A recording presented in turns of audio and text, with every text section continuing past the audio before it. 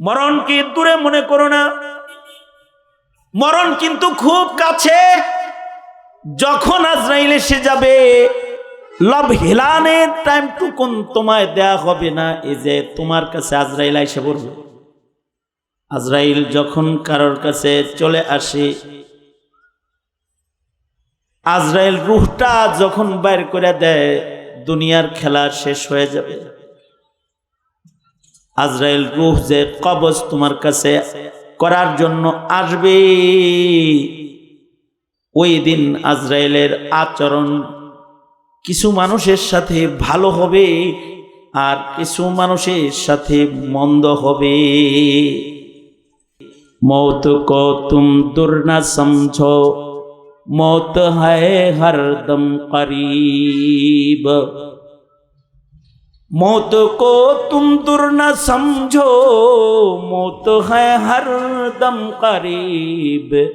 तुमको मोहलत ना दिया जाएगी लब हिलाने के लिए, तुमको मोहलत ना दिया जाएगी लब हिलाने के लिए। মরণের সময় যদি কারোর আমল নামায় গুনার দুর্গন্ধ থাকে, তো আজরাইল তার রূহ কষ্ট দিয়া বের করে লয়ে যায়। আর মরণের সময় যদি কারোর আমল নামাটা ভালো হয়, পাক হয়, সাফ হয়, তার সাথে আজরাইলের আচরণ ভিন্ন হয়। ময়দানে মাহশারে পবিত্র আমল নামা নিয়ে যারা দাঁড়াবে, ডান হাতে আমল নামা পাবে আর হিসাব সহজ হবে, নিরাপদে আল্লাহর জান্নাত তাদের ঠিকানা হবে। নিজের দোষগুলো দেখেন ওই দৃষ্টি দিয়ে। আমি আমাকে বলি, আপনি আপনাকে বলেন, এই তোর নেকি বেশি না গুনাহ বেশি? তো ভেতর যদি উত্তর দেয় গুনাহ বেশি, তাহলে আপনার করণীয় কি? আপনি কি এই নাপাক আমল নামা নিয়ে আজরাইলের হাতে ধরা খাবেন? আপনি কি এই নাপাক আমল নামা নিয়ে কবরে যাবেন? আপনি কি এই নাপাক আমল নামা গলায় নিয়ে রবের আদালতে দাঁড়াবেন? আত্তাইবু মিনাজ যামবি কামান লা যামবা লাহু। কেউ যদি গুনাহ থেকে তওবাকারী হয়, রব্বুল আলামিন তার আমল নামার সব গুনাহ এমন ভাবে মুইছা দেয়, সে যেন জীবনে কোনো গুনাহই করে নাই। যারা তাদের জীবনের গুনাহ থেকে তওবা করে আমলনামাকে পবিত্র বানায়া কবরে নিয়ে যাবে, তাদের আমলনামা কবরের ঘরে তাদেরকে কবরের চাপ থেকে হেফাজত করবে। তাদের আমলনামার নেকির নূর আধার কবরে তাদের জন্য আলো হয়ে যাবে। সত্যনের মশালবাহী প্রিয় মনীষীদের পাপড়ি টিভি। দ্বীনি কথা শোনার জন্য দ্বীনি পরিবেশে আমাদেরকে আল্লাহ তাআলা আসার বসার তৌফিক দান করেছেন। কালিমাতুশ শুকর পড়ি, শুকরিয়া আদায় করি, আলহামদুলিল্লাহ। গুরুত্বপূর্ণ নসিহাত বিকাল থেকে শুরু করে এ পর্যন্ত ওলামা হযরতগণ করেছেন। আমি আপনাদের সামনে বরকতের নিয়তে আল্লাহর কালাম থেকে কয়েকটি আয়াতে কারিমা এবং দুই জায়গা থেকে নবীজির হাদিস আপনাদের সামনে পেশ করেছি। এইগুলোকে সামনে করে খুব সংক্ষেপে কিছু কথা আপনাদের সামনে বলবার ইরাদা রাখি। আল্লাহ তাআলা কিছু উপকারী কথা আপনাদের কানে পৌঁছানোর তৌফিক দান করেন। আপনারা দোয়া করুন, বলুন আমিন। আমরা এই পৃথিবীতে কেউই চিরদিন থাকার জন্য না, এই পৃথিবীতে চিরদিন থাকতে কেউ আসে না। আমাদের পূর্বে যারা এসেছে তারাও চলে গেছে, আমাদেরকেও চলে যেতে হবে এবং আমাদের চলে যাওয়াটা কবে হবে এটাও আমরা জানি না। কয়দিন আমাদের হায়াত হবে এই সম্পর্কেও আমাদের জ্ঞান নাই। পৃথিবীতে কার কতদিন হায়াত এটা জানেন একমাত্র একজন, তিনি কে?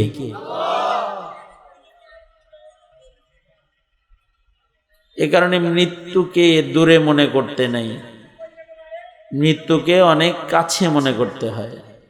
মৃত্যুকে যারা কাছে মনে করে তাদের জিন্দেগি সুন্দর হয়, আর মৃত্যুকে যারা দূরে মনে করে তাদের জিন্দেগি বেপরোয়া হয়। আর মৃত্যুকে যারা কাছে মনে করে তাদের হায়াতটা সুন্দর সুসজ্জিত, ইবাদতে সুসজ্জিত হয়, গুনাহ থেকে বাঁচা সহজ হয়। আল্লাহর রাসূল বলেছেন, তোমাদের জন্য মৃত্যুর স্মরণটাই যথেষ্ট তোমরা ভালো হওয়ার জন্য। মৃত্যুর স্মরণ সবচেয়ে বড় নসিহা, সবচেয়ে বড় ওয়াজ, মরণের স্মরণ করা।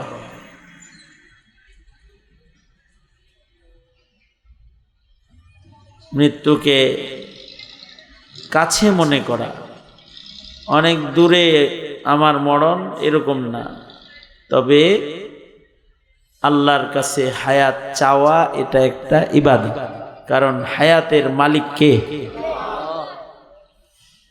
হায়াত চাইলে পাওয়া যায়। হায়াত যদি চাওয়া হয় আল্লাহর কাছে, আল্লাহ পাক হায়াত দেন। হায়াত এটা কোনো বড়ি দিয়া বাড়ে না, এটা কোনো খাদ্য দিয়া বাড়ে না, হায়াত কোনো নিরাপত্তা বেষ্টনী দিয়ে বাড়ে না, তবে আল্লাহ হায়াত দিলে হায়াত বাড়ে। আশ্চর্য বাঙালি, বাঙালি ইংলিশ উচ্চারণ যদি ভুল করে তাহলে হ্যাঁ হাসে, আর আরবি উচ্চারণ যদি ভুল করে এটা স্বাভাবিক, ঠিক না?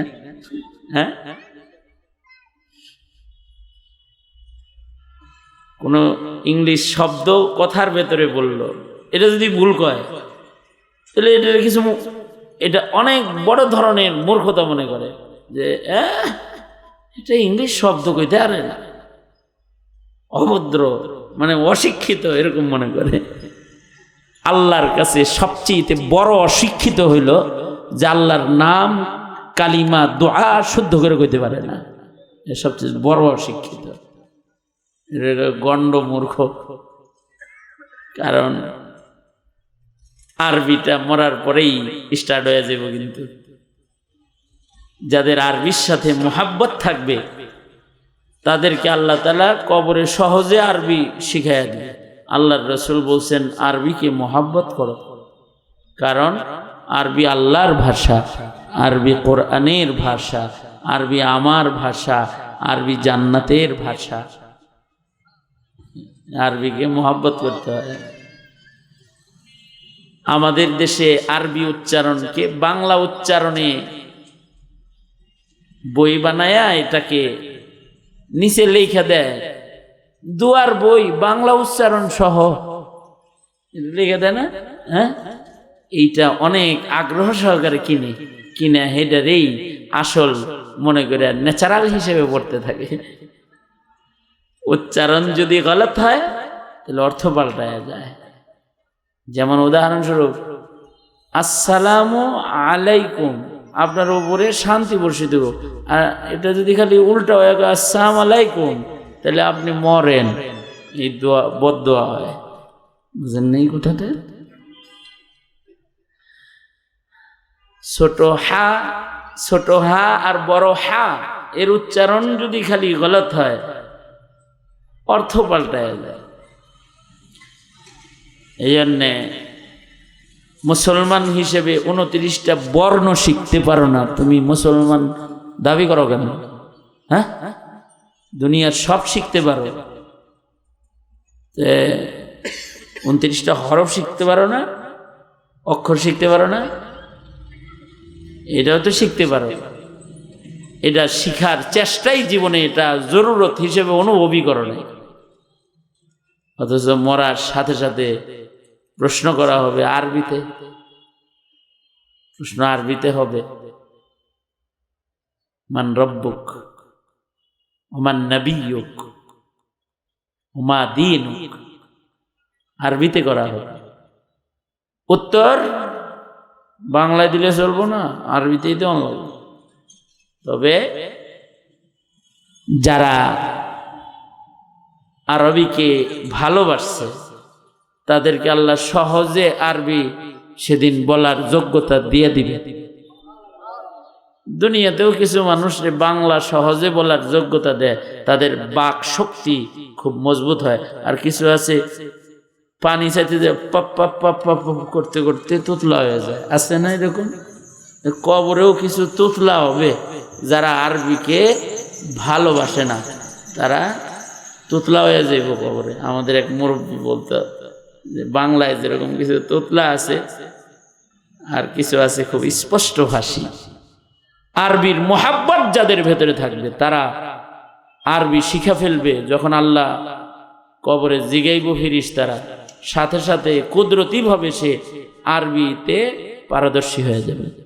কিন্তু এদের ভিতরে মোহাব্বতওয়ালাগুলা স্পষ্ট ভাষী হবে, আর যেগুলো মোহাব্বত রাখে না, আদাওয়াত রাখছে, এইগুলো অস্পষ্ট ভাষী হবে। অস্পষ্ট উত্তর দিলে নাম্বার বেশি পায় না কম পায়? কি তাকায় রয়েছেন কে? লাগে দিনে বুঝেন না? অস্পষ্ট উত্তর দিলে নাম্বার বেশি পায় না কম পায়? দুনিয়ায় অস্পষ্ট উত্তর দিলে নাম্বার কম, আর কবরে অস্পষ্ট উত্তর দিলে নাম্বার বেশি। লাডির বাড়ি বেশি মিয়া, বুঝেন না এই কথাটা? এই জন্যে সন্তানদেরকে ন্যূনতম আরবি উচ্চারণগুলো শিক্ষা দেওয়া ফরজে আইন। কারণ তাছাড়া নামাজও পড়তে পারবে না, দোয়াও করতে পারবে না, আজান দিতে পারবে না, আকামত দিতে পারবে না, কিচ্ছু পারবে না। এই জন্যে মৌলবীরা যখন পড়ায় তখন শরম বাইঙ্গা পড়তে হয়। দেখবেন আমাদের মক্তবে অথবা বয়স্ক শিক্ষা কোর্স যেগুলো হয়, চিল্লায় চিল্লায় পড়ায়, তাতে উচ্চারণটা বের হয়ে যায়। আর 20 দিন যদি সবার সাথে একটা ট্রেনিং দেয়, ওর সূরা কেরাত শুদ্ধ ঠিক হয়ে যায়। নবী আলাইহিস সালাম যা শিখাইছে সব কার নির্দেশে শিখাইছে? জোরে বলেন, কার নির্দেশে শিখাইছে? আল্লাহর নির্দেশে শিখাইছে। হায়াত বাড়ে, মত কাছে, কিন্তু দোয়া করলে হায়াত বাড়বে। প্রমাণ ঈসা আলাইহিস সালাম। ঈসা আলাইহিস সালাতু ওয়াস সালাম আল্লাহর কাছে বললেন, আল্লাহ আমার হায়াত বাড়ায়া দেন, আমি যেন আখিরি নবীরে পায়া যাই, যেন লাইলাতুল কদর পাই, যেন রমাদান পাই। আল্লাহ তাআলা ঈসা আলাইহিস সালামের হায়াতকে বাড়ায়া দিলেন হাজার হাজার বছর। আল্লাহু আকবার, হাজার হাজার বছর।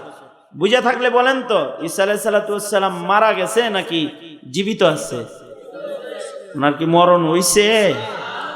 মরণ হয় নাই, উনি জীবিত আছেন এবং স্বাভাবিক অবস্থায় আছেন। আমরা যেরকম স্বাভাবিক, এরকম স্বাভাবিকই আছেন উনি। অক্সিজেন নিতে কষ্ট হইতেছে এরকমও না। তবে আমাদের কাছে দুনিয়ায় নাই। কোথায় আছেন? আসমানে আছেন। আসমানে ওনাকে রাখলেন কে? আল্লাহর কুদরতের ভেতরে না বাইরে? ভেতরে। সম্ভব আল্লাহর জন্য না অসম্ভব? কেউ যদি মনে করে ঈসা নবী মারা গেছে, ও কাফের। কি ঠিক আস্তে করে বললেন কেন? জোরে বলেন তো, বুঝা শুনে আবার বলেন, ঈসা আলাইহিস সালাতু ওয়াস সালাম আছেন না মরে গেছেন? কোথায় আছেন? আসমানে আছেন। এবং তিনি আবার আসবেন। ওই যে দোয়া করছিল লাইলাতুল কদর চায়, আসবে আবার। কবে আসবে? করবে কিয়ামতে। দাজ্জালকে এসে কতল করবে। দাজ্জাল হলো জমিনের সবচেয়ে বড় ফিতনা।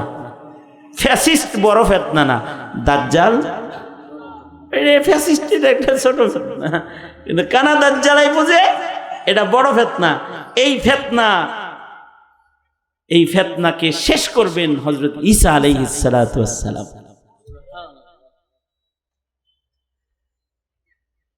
এখানে সন্তানদের শিখাইতে হয় ঈসা নবী আছে কোথায়। এটা ঈমানের অংশ।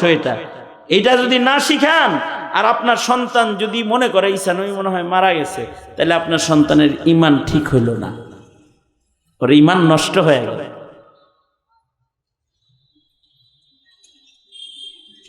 এই কারণে নুজুল ঈসার উপরে আমাদের আকাবিররা আলাদা মুস্তাকিল কিতাব লিখছেন। আনোয়ার শাহ কাশ্মীরি রহমতুল্লাহ আলাইহির আলাদা কিতাব আছে এর উপরে। ঈসা আলাইহিস সালাম কবে আসবে, কোথায় নামবে, কয়দিন হায়াত পাবে, কয়টা বিয়া করবে আবার দুনিয়ায় এসে, এবং কয়টা বাচ্চা হবে, সব লিখছেন ওইটার ভিতরে।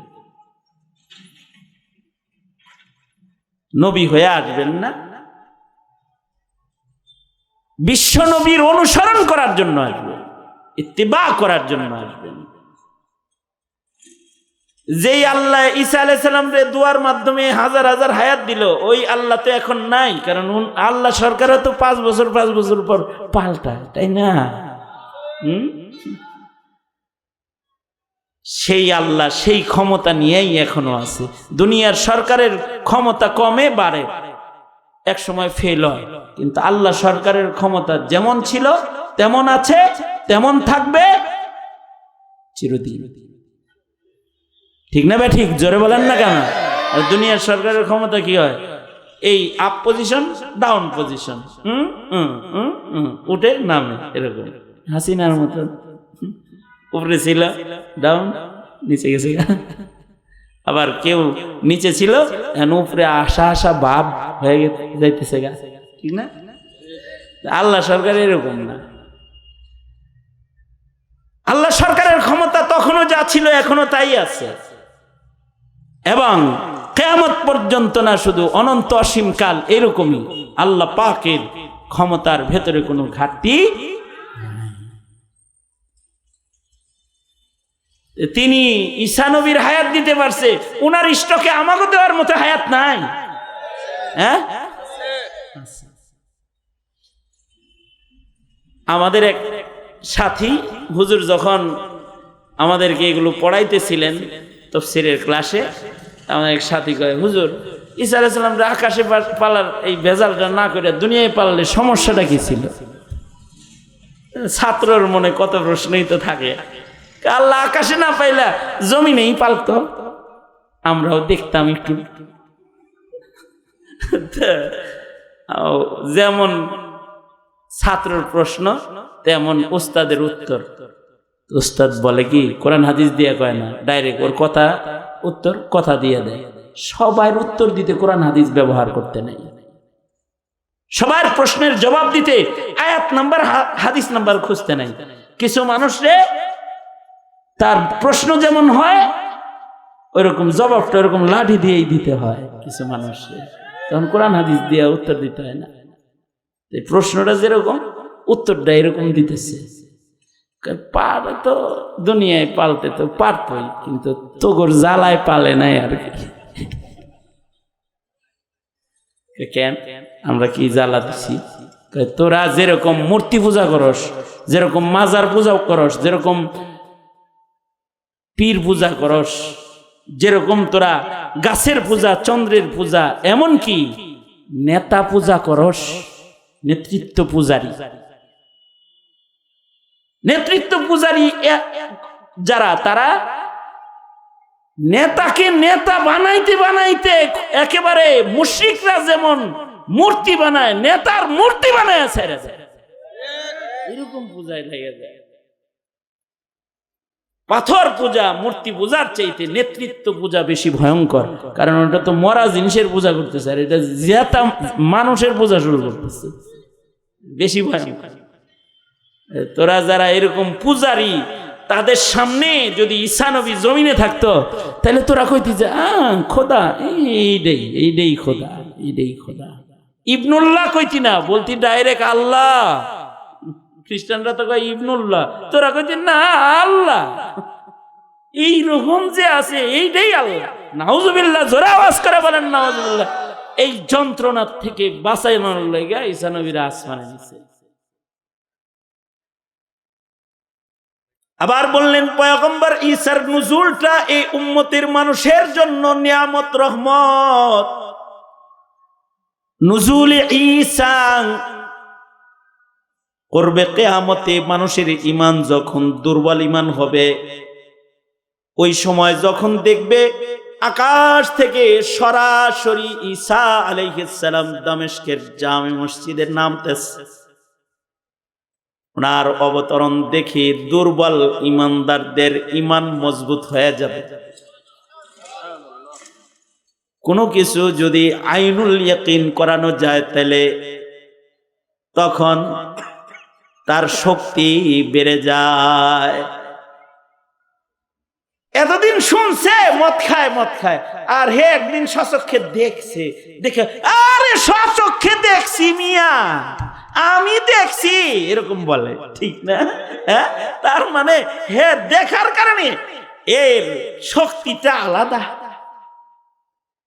যে ইমান দুর্বলতার কারণে কিয়ামত কাছে যাইতেছে, সেই ঈসা আলাইহিস সালামের দেখা ইমান এমন মজবুত হবে যে একটা সময় এই পৃথিবীতে প্রকাশ্যে পাপ করার একজন মানুষও তালাশ করে পাওয়া যাবে না, পাপ করার মানুষ খুঁজে পাওয়া যাবে না, এতটা ইমান মজবুত হয়ে যাবে সবাই।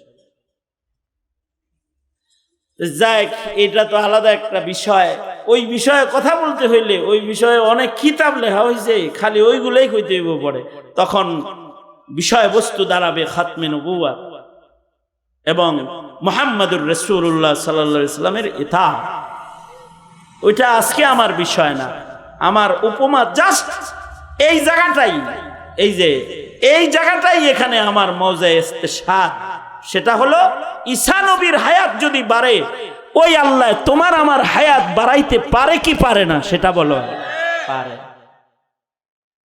তবে ওষুধপাতির উপরে যেরকম বিশ্বাস আছে টাইম টু টাইম, দোয়া কালামের উপরে এরকম বিশ্বাস নাই। ইমানদারদের ইমান খুব দুর্বল। এখন প্যারাসিটামলের উপরে বিশ্বাস আছে, অ্যান্টিবায়োটিক একেবারে ঘড়ির কাটা দইরা খাইব, কারণ আগে পিছে হইলে নাকি কাম নষ্ট হয়ে যাইব। কিন্তু খালি দুয়ার বেলায় আহা হুজুর কইছিল তো, ভুলে গেছি। জীবনে কোনো বড়ি খায়া হায়াত বাড়াইতে পারবা না, কিন্তু রজব শাবানে দোয়া করলে হায়াত বাড়বে, লা রাইবা ফি ওয়ালা শাক্কা ফি। আল্লাহ পাক বাড়াবেন, এই ইয়াকিন নিয়ে দোয়া করতে হবে। তবে মরণকে দূরে মনে করতে নাই। বুড়া হয়ে গেছে, একেবারে চামড়া চুমড়া সব ঘুষায় গেছে, কুজা হয়ে গেছে, এরপরেও সেলুনে যায় কয় উল্টা মার ভালো দেখা যায় যে, বুঝলেন না এই কথাটা? মানে সাদা দাড়ির মোটে কালে কোনো আগাও দেখতে দিবে না, উল্টা দিয়ে একেবারে ফ্রেশ যুবক হওয়ার চেষ্টা করে। আর এই কিছু মানুষ যারা জোয়ান হওয়ার জন্য সেলুনে যায় বসে, হেদের মুখের চামড়া তো নাপিতরা টাইনে ঢিলা বানায় হালায় দেয়, কারণ এটি যে টান দিয়া তারপরে এমনি টান দেয়, এটা ক্রিম মেখে কাম হয় না, পরে টাইন না লুজ বানায় হালায় দেয়। কিন্তু এই লোক যদি এটা চিন্তা করতো খালি যে আমার তো চামড়াও ঘুচায় গেল, মৃত্যু তো কাছে রে, তাইলে ভালো হয়ে যেত। मौत को तुम दूर न समझो, मौत है हरदम करीब। मौत को तुम दूर न समझो, मौत है हरदम करीब। तुमको मोहलत ना दिया जाएगी लब हिलाने के लिए, तुमको मोहलत ना दिया जाएगी लब हिलाने के लिए। মরণকে দূরে মনে করো না, মরণ কিন্তু খুব কাছে। যখন আজরাইল এসে যাবে, লব হিলানের টাইম টুকুন তোমায় দেয়া হবে না। এই যে তোমার কাছে আজরাইল এসে পড়বে, আজরাইল যখন কারোর কাছে চলে আসে, আজরাইল রূহটা যখন বাইর করে দেয়, দুনিয়ার খেলা শেষ হয়ে যাবে। আজরাইল রূহ যে কবজ তোমার কাছে করার জন্য আসবে, ওই দিন আজরাইলের আচরণ কিছু মানুষের সাথে ভালো হবে আর কিছু মানুষের সাথে মন্দ হবে। আজরাইল যখন রূহ কবজ করবে, যাদের সাথে আজরাইলের আচরণ মন্দ হবে তারা কাঁদবে, আর যাদের সাথে আজরাইলের আচরণ ভালো হবে তারা হাসবে। এখন কারোর কাছে আজরাইল আসলেই এখনই হয়তো হাসবে নয়তো কাঁদবে। কারণ মরণের স্টাইল দুইটা, জন্মের স্টাইল একটা, খালি কান্না। সবাই কান্দে মরার জন্মের সময়, কিন্তু মরণের স্টাইল দুইটা, কেউ কাঁদে কেউ হাসে। কিছু লোক কাঁদবে আর কিছু লোক হাসবে। হাসবে মরণকালে কারা? যাদের আমল নামাটা সুন্দর। আমাদের ঘরে বসে দুই ফিরিস্তা একটা আমল নামা প্রস্তুত করেছে, যে আমল নামার দুই ফিরিস্তায় বসে বসে বড় আমানতদারির সাথে লিখতেছে। প্রত্যেকটা মানুষের কাঁধে দুইটা করে ফিরিস্তা আছে। কেউ যদি বিশ্বাস না করে তাহলে ও বেঈমান। কারণ ফিরিস্তা দুইজন কাঁধে আছে। বক্তব্য কার? হ্যাঁ, জোরে বলেন কার? কিরামান কাতিবিন ইয়ালামুনা মা তাফআলুন। কাঁধে দুইজন ফিরিস্তা আছে, এরা লেখালেখি করতেছে। খোদা সরকারের, আল্লাহ সরকারের সাংবাদিক। দুনিয়ার সরকারের সাংবাদিক না যে ভুয়া কিছু লিখে দিব, কিছু পায়া লেখা পাল্টায়া দিব। এরা বড় সম্মানিত লেখক, কিরামান কাতিবিন। দুটো সম্মানিত লেখক কাঁধে বসবে, আমানতদারির সাথে সব লিখতেছে। কতক্ষণ লিখবে? কিরামান কাতিবিন। আপনার আমার জীবনের সবচেয়ে লম্বা সময়ের সঙ্গী। মা তার সন্তানের কাছে এত লম্বা সময় থাকে না, মানুষ কিরামান কাতিবিনের কাছে যত লম্বা সময় থাকে। বন্ধু তার বন্ধুর কাছে অত লম্বা সময় থাকে না, মানুষ কিরামান কাতিবিনের সাথে যত লম্বা সময় থাকে। ভাই তার ভাইয়ের কাছে এত লম্বা সময় থাকে না, মানুষ কিরামান কাতিবিনের সান্নিধ্য যত লম্বা সময় কাটায়। কারণ এই দুই ফিরিস্তার ডিউটি নারী পুরুষের বালেগের দিন সময় থেকে শুরু হয়। যখন একটা মানুষ বালেগ হয় তখন কিরামান কাতিবিনের ডিউটি শুরু হয়। আজরাইল যদি 60 বছর পরে 70 বছর পরে আসে, এই 70 বছরের ভেতরে এরা কখনো আপনার আমার থেকে এক মুহূর্তের জন্য আলোক হয় না। 100 বছর হায়াত পেয়েছে, 100 বছরের ভেতরে 1 সেকেন্ড আপনাকে আমাকে রেকর্ড করা সে বন্ধ রাখে নাই। না বিদ্যুৎ নাই দেখে ক্যামেরা চলে না, এরকম না। আমার মাদ্রাসায় চুরি হয়েছে হঠাৎ করে নিচতলায়, আমি ক্যামেরা ওপেন করছি, সিসি ক্যামেরা, এদিকে জায়গায় জায়গায় নাই। আমি বললাম কিরে জায়গায় জায়গায় নাই কেরে? কয় এই জায়গাগুলোতে বিদ্যুৎ ছিল না, রেকর্ডিং চলে নাই, বিদ্যুৎ নাই তাই। বিদ্যুৎ নাই দেখে রেকর্ড চলে নাই, ক্যামেরা বন্ধ, এরকম না। সার্বক্ষণিকই 100 বছর তোমাকে আন্ডার রেকর্ড যে আটকায় রেখেছে কিরামান কাতিবিন, সব লিখছে। এবং বড় সুবিন্যস্ত সুবিস্তারিত ভাবে লিখেছে। তবে এই দুই ফিরিস্তা দুইটা সময় এমন আছে যে সময় ফিরিস্তা আমাদের ঘাড়ের উপরে থাকে না, একটু দূরে যায়।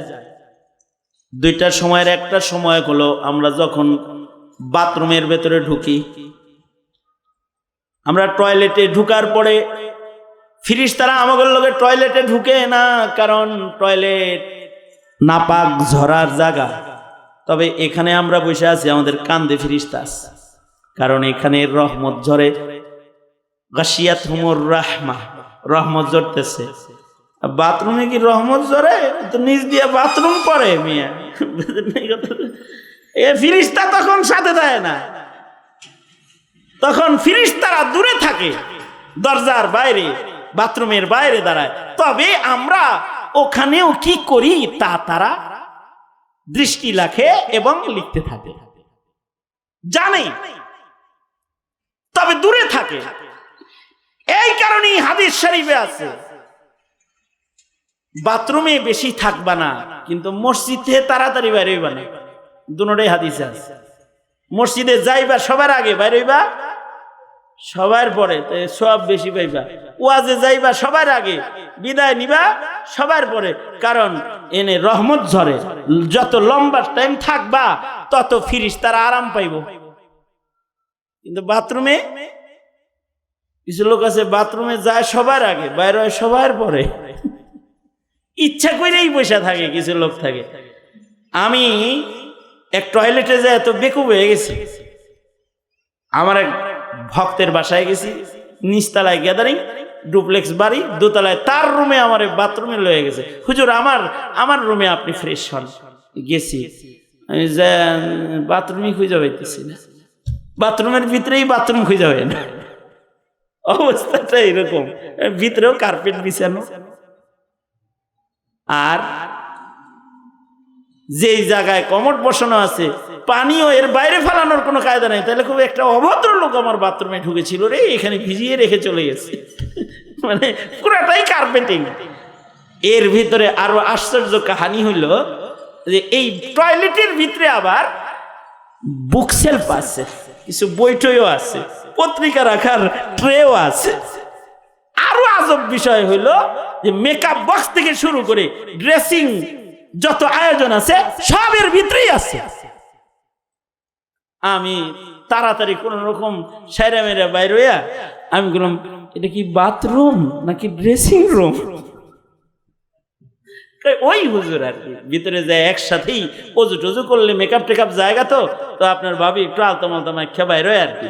এটা বিদেশি একটা স্মার্ট আয়োজন, স্মার্ট বাংলাদেশ। কিন্তু স্মার্ট কইলে কিন্তু ভাঙ্গা ফেরা যায়। কইছিল না ওবায়দুল কাদের, স্মার্ট আর সাথে সাথে ভাঙ্গা ফেরে গেছে। স্মার্ট বাথরুম, এই বাথরুমে যায় বাইর হইতে চায় না। যতক্ষণ বাইর হইতে চায় না খামোখা ওখানে মেকআপ টেকআপ করতেছে। এর জন্য তুমি ড্রেসিং রুম আলাদা একটা বানাইতে পারলা না? এত সাজুগুজু করতে মনে চায়, মেকআপ রুম ড্রেসিং রুম আলাদা একটা বানায় রাখো, তাই তো হয়। টয়লেটের ভিতরে নিয়ে এটা বানায় থুয়ে দিছি যে একেবারে চেয়ার টেয়ার সহ আছে। টয়লেটটা বড়, তার ভিতরে এটা শুদ্ধ আছে। কি হইল? ফিরিস্তা কষ্ট পাবে। ফিরিস্তারা লানত করে আর বলে, খবিস কোথাকার ভাইরাস না কে গারে তো বইতে পারতেছে না, এর চেয়ারটা তো ভিতরে রয়েছে আর হে বাইরে খেয়ে পা যায়। আর একটা সময় হলো স্বামী স্ত্রী একসাথে থাকলে যখন হালতের জানাবাত গোসল যখন ফরজ হইয়া যায়, কেউ যদি গোসল করতে দেরি করে ফিরিস্তারা কষ্ট পায়, সাথে থাকে না, লানত করে। এ কারণে ফরজ গোসল দেরি করতে নেই।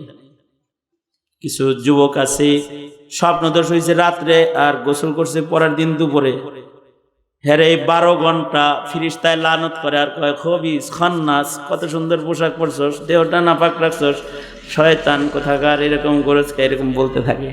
আরবিতে কয় আর কি, লানাতুল্লাহি আলাইক, গাযাবুক গাযাবুল্লাহি আলাইক, আল্লাহর গুসা তোর উপরে, আল্লাহর লানত তোর উপরে, এগুলো বলতে থাকে। আর মসজিদে বসে থাকে, তখন তারা খুশি হইতে থাকে, মনে মনে ভাবতে পারেন, এরা খুশি হইলে আমার লাভ কি, এরা নারাজ হইলে লাভ কি? কারণ আজরাইল যেদিন আপনার রূহ কবজ করতে আসবে, সর্বপ্রথম আপনি কেমন এটা আজরাইল কিরামান কাতিবিনের কাছে আগে জানতে চাবে। এসে বলবে, একদিন সাথে রইলা, লোকটা কেমন? হাদিসে আছে, এরাই বলবে, আজরাইল ভাই রূহ ধরে টান পরে দেন, বেচারার ব্যাপারে আমাদের কিছু বক্তব্য শুনে নেন। লোকটা যদি নেককার হয় তো ওরা বলবে, এটা খুব ভালো বন্ধু, আমাদের ভালো সাথী, আমাদের ভালো একজন নেককার বন্ধু। সে কখনো এমন কাজ করে নাই যে আমাদের জিকরুল্লাহ সমস্যা হয়, সুতরাং তাকে একটু আরামে বের করে নিয়ে যাও। আমরা আজ তার মৃত্যুতে একটা ভালো বন্ধু হারাবো। কিরামান কাতিবিন বলতে থাকে। তখন আজরাইল আর তাকে কষ্ট দেয় না, বড় আদবের সাথে দেহের সামনে দাঁড়ায়া খাঁচার ভেতরে রূহকে ডাক দেয়, উখরুজ ইয়া আইয়ুহার রূহুত তাইয়্যিব, এই পবিত্র অন্তর, পবিত্র রূহ যে এই দেহে আছো, বেরিয়ে যাও। উখরুজ ইলার রাউহি ওয়ার রাইহান, উখরুজ ইলা জান্নাতিন নাঈম, আসো আমি তোমাকে খোদার জান্নাতে নিতে এসেছি, বেরোয় আসো। এমন ভাবে বেরোয় যে মায়ের কোলে শিশু যেমন ঘুমায়, সে ওই রকম জান্নাতের বিছনায় ঘুমায় যায়। মরণ। আর যদি ফিরিস্তায় কয় বড় খবিস, খালি টয়লেটে যেয়ে বয়ে থাকতো, খালি মদ খেয়ে শুয়ে থাকতো, খালি জেনা করে নাপাক থাকতো, কোনো দিন দেহ পাক করে নাই, সব সময় নাপাক থাকছে। কিছু নারী আছে তাদের শরীর সারা মাস নাপাক থাকে, নেল পলিশ ব্যবহার করে, তার ফরজ গোসলটাও তো হয় না, কারণ নগে নেল পালিশ লাগানো আছে। সে যে স্বামীরে রান্না করে দেয় নাপাক হাতে, সে যে সন্তানদেরকে খানা খাওয়ায় নাপাক হাতে, কারণ তার গোসল হয় না, নেল পলিশ লাগানো আছে। ওই যে গোসল ফরজ হয়েছে 1 বছর আগে, আর সারা বছর খালি মাখছে, এই সারা বছরইও নাপাক, আস্ত নাপাক, সারা বছর ফিরিস্তারা তাকে লানত করেছে, বদন পাক হয় নাই। তখন ফিরিস্তারা নারাজ হয়ে যায়। আজরাইল তখন ভয়ঙ্কর কষ্ট দিয়ে রূহ বাইর করে লয়ে যায়। মরণের সময় যদি কারোর আমল নামায় গুনার দুর্গন্ধ থাকে, তো আজরাইল তার রূহ কষ্ট দিয়ে বাইর করে লয়ে যায়। আর মরণের সময় যদি কারোর আমল নামাটা ভালো হয়, পাক হয়, সাফ হয়, তার সাথে আজরাইলের আচরণ ভিন্ন হয়। কারণ আমার জিন্দেগির সবকিছু কিরামান কাতিবিনে লিখেছে। আমল নামাটা গলায় ঝুলন্ত আল্লাহর আদালতে দাঁড়াইতে হবে। যেদিন কবরে যাব সেদিনও আমল নামাটাই সাথে যাবে। আমল নামায় যদি নাপাক থাকে কবরে আযাবে গ্রেফতার হবে, আর আমল নামাটা যদি পাক থাকে তাহলে কবরটা জান্নাতের বাগান হবে। ময়দানে মাহশারে পবিত্র আমল নামা নিয়ে যারা দাঁড়াবে ডান হাতে আমল নামা পাবে, আর হিসাব সহজ হবে, নিরাপদে আল্লাহর জান্নাত তাদের ঠিকানা হবে।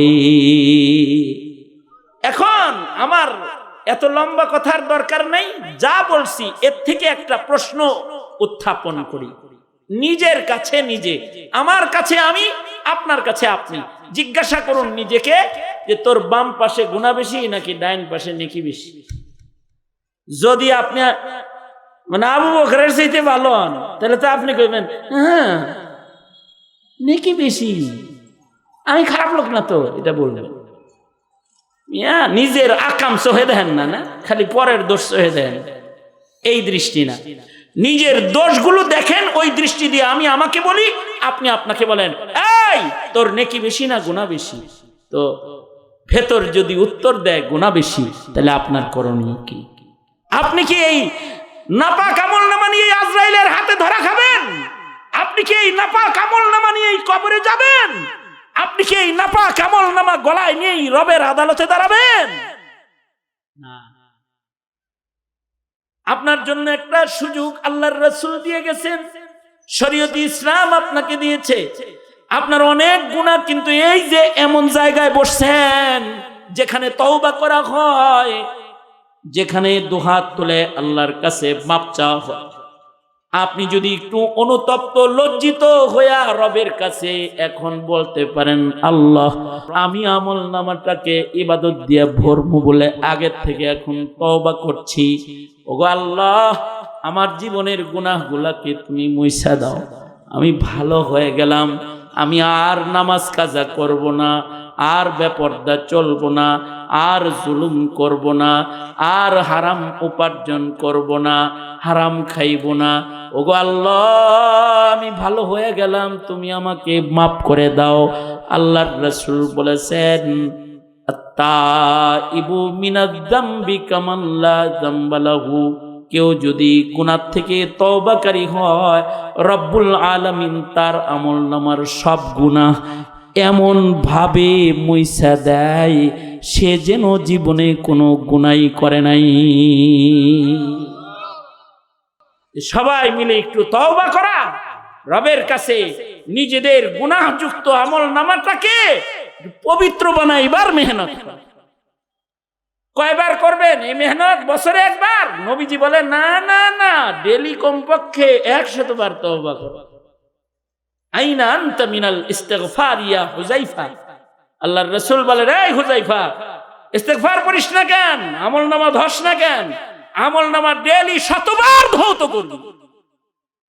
চেহারা 100 বার ধুইতে পারো, চোখ একটু কেতর না থাকে, খালি পানি মারতে থাকো, টিস্যু ব্যবহার করতে থাকো, পকেটে ভিজা টিস্যু লইয়াই ঘুরো, এটা খালি খালি মারো, কোনো ময়লা যেন না থাকে। তোমার চেহারা মানুষ দেখবে আর তোমার আমলনামা তোমার রব দেখবে। ওটাকে ধুইবা না, মুছবা না, সাফ করবা না, ওটাকে একটু পরিষ্কার করবা না। এই পরিচ্ছন্নতাই এই সকল মজলিসে হয়। শুন, আমরা তওবা করি শেষ ভাগে এসে, আমাদের জীবনের এই গুনাহগুলো যেন আমাদের সাথে আবার কবরে চলে না যায়।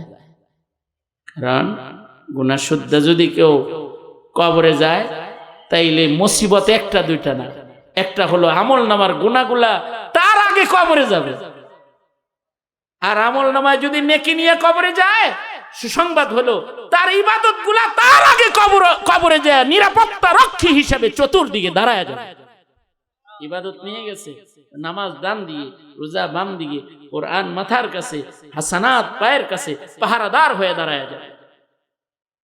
গুনাহ লয়ে গেছে, ডান্ডা লয়ে গুনাহ নিজেই যায় দাঁড়ায় থাকবে, সাপ বিচ্ছু হয়ে আগেই দাঁড়ায় থাকবে। আর কবর তখন বলতে থাকবে, লাহাত থেকে আওয়াজ আসবে, কবর থেকে আওয়াজ আসবে। মাইয়িতরে যখন কবরের পারে রাখে না, তখন কবর কিছু আওয়াজ দেয়, যে আওয়াজগুলা মাইয়িত শুনে আর কেউ শুনে না। কবর ডেকে ডেকে বলতে থাকে, যদি বৎকার হয় তাহলে বলতে থাকে, খুব জ্বালাইছস, আমি মাটির পরে দাঁড়িয়ে দাঁড়িয়ে কুকর্ম এত করেছস, এত যন্ত্রণা আমাকে দিয়েছিস, কষ্ট আমাকে দিয়েছিস, ততদিন উপরে ছিলি কিছু কই নাই, আজকে তো ভিতরে আইতেছস, আয় খালি, নাম খালি, বলতে থাকে। আর মাইয়িত তখন আপন জনদেরকে বলতে থাকে, এই অন্ধকার ঘরে আমাকে রেখো না, এই আগুনের ঘরে আমাকে ছেড়ে দিও না, বলতে থাকে। কিন্তু কেউ কারোর কথা তখন শোনে না। আর যদি নেককার হয়, যদি নেকির কাজ জীবনে বেশি করে থাকে, যত জায়গায় দাঁড়ায় নেকির কাজ করেছে সব মাটি লাহাত থেকে আওয়াজ দিতে থাকবে, মাটি আওয়াজ দিবে, এ আল্লাহর বান্দা ভয় নাই, ভয় নাই, আপন জন তোরে আমার কাছে একা রাখতে আসছে বলে ভয় পাইস না, সবাই চলে যাচ্ছে, সমস্যা নাই, আমি মাটি তো তোর উপরে ভীষণ সন্তুষ্ট, আমি তোকে ভালোবাসি, যতদিন তুই আমার পিঠের উপরে ছিলি, আন্তা আলা জহরি, তুই আমার পিঠে ছিলি, আমি তোকে ভালোবেসেছি, তুই আমার কাছে মাহবুব ছিলি, কিন্তু আমার ভালোবাসা প্রকাশ করতে পারি নাই, তবে আজকে ভালোবাসা প্রকাশ করব, কারণ তুমি এখন আসবে আমার পেটের ভেতরে, আজকে আমি তোমাকে আদর করব। এটাকে 3.5 হাত ঘর মনে কইরো না, এই ঘরটা তোমার জন্য আসমান জমিনের ফাঁকা জায়গার চেয়ে বেশি প্রশস্ত হবে, অপেক্ষা করো। আর এই ঘর থেকে তোমার জান্নাতের জানালা খুলে যাবে, তুমি তোমার রবকে দেখতে পাবে, জান্নাতের নাজ নেয়ামত আমি কবরের ভেতরে তুমি উপভোগ করবে, ভয় পেও না। আল্লাহর রাসূল বলেন, আল কবরু রাউজাতুম মিন রিয়াজিল জান্নাহ আও হুফরাতুম মিন হুফারিন নার। এই নেককার মানুষ যারা, তাদের জন্য কবর হবে জান্নাতের বাগান, তাদের ভয় নাই। ওই মানুষগুলাও নিরাপদ হয়ে যাবে যারা তাদের জীবনের গুনাহ থেকে তওবা করে আমলনামাকে পবিত্র বানায়া কবরে নিয়ে যাবে। তাদের আমলনামা কবরের ঘরে তাদেরকে কবরের চাপ থেকে হেফাজত করবে। তাদের আমলনামার নেকির নূর আধার কবরে তাদের জন্য আলো হয়ে যাবে। এ কারণে আসুন সকলে মিলে তওবা করি, আল্লাহ তাআলা যেন আমাদের জিন্দেগির পেছনের সব গুনাহ যেন মাফ করে দেয়। আমার সাথে পড়ুন, আস্তাগফিরুল্লাহ রাব্বি মিন কুল্লি যামবি ওয়া আতুবু ইলাইহি লা হাওলা ওয়ালা কুওয়াতা ইল্লা বিল্লাহিল আলিয়্যিল আযীম। আস্তাগফিরুল্লাহাল্লাযী লা ইলাহা ইল্লা হুয়াল হাইয়ুল কাইয়্যুম ওয়া আতুবু ইলাইহি। পাপড়ি টিভি, হক্কানি ওলামায়ে কেরামের মুখপাত্র।